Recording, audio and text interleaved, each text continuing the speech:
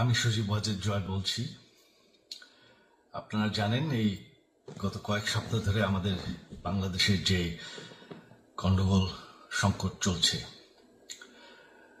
এই যে ছাত্রদের কোটা বিরোধী আন্দোলন, কোটার বিরুদ্ধে আমরাও ছিলাম।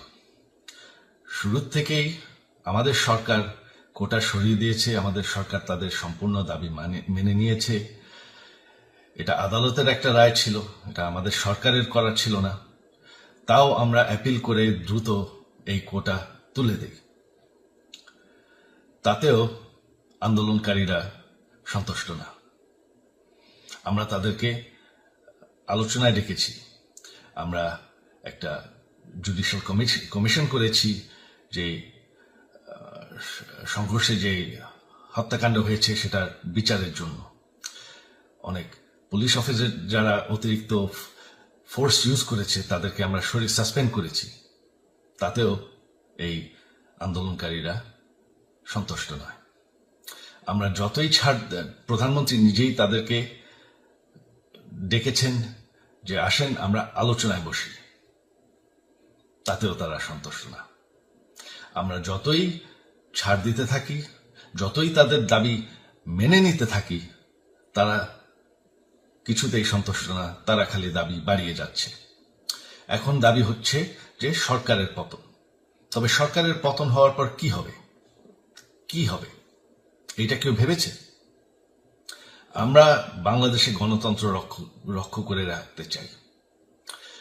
সরকার পতন করে নতুন সরকার আসার সাংবিধানিক অনুযায়ী শুধুমাত্র একটি উপায় আছে, সেটা হচ্ছে নির্বাচন।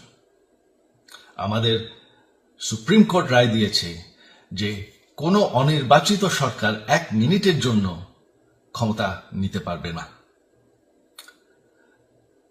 তো তাদের এই নির্বাচনের দাবিও যদি আমরা মেনে নেই, তো তারা তো এই পর্যন্ত কোনো দাবি, আমরা যত দাবিতেই রাজি হয়েছি তারা তাদের দাবি বেরিয়ে যাচ্ছে। তার মানে কি, আমরা যদি এখন এই নির্বাচন, সরকার পতনের দাবিও মেনে নেই, তারা তখন দাবি করবে যে না, এই সরকারের আন্ডারে নির্বাচন, এই নির্বাচন আমরা মানব না। তখন কি হবে এটা কেউ ভেবেছে?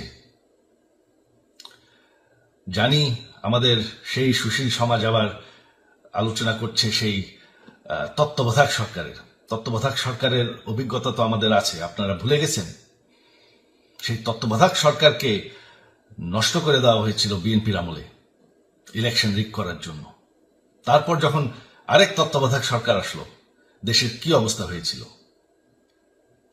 শেষমেশ সব থেকে বড় কথা যে আমাদের সংবিধানে স্পষ্ট বলা আছে এবং আমাদের সুপ্রিম কোর্ট রায় দিয়েছে যে অনির্বাচিত সরকার 1 মিনিটের জন্য দেশের ক্ষমতায় থাকতে পারবে না। আমরা আওয়ামী লীগ, আমরা আন্দোলন করেছি, আন্দোলন করে এই দেশকে স্বাধীন করেছি, আন্দোলন করে গণতন্ত্র ফিরে এনেছি, আন্দোলন করে আমরা দেশের উন্নয়ন করেছি।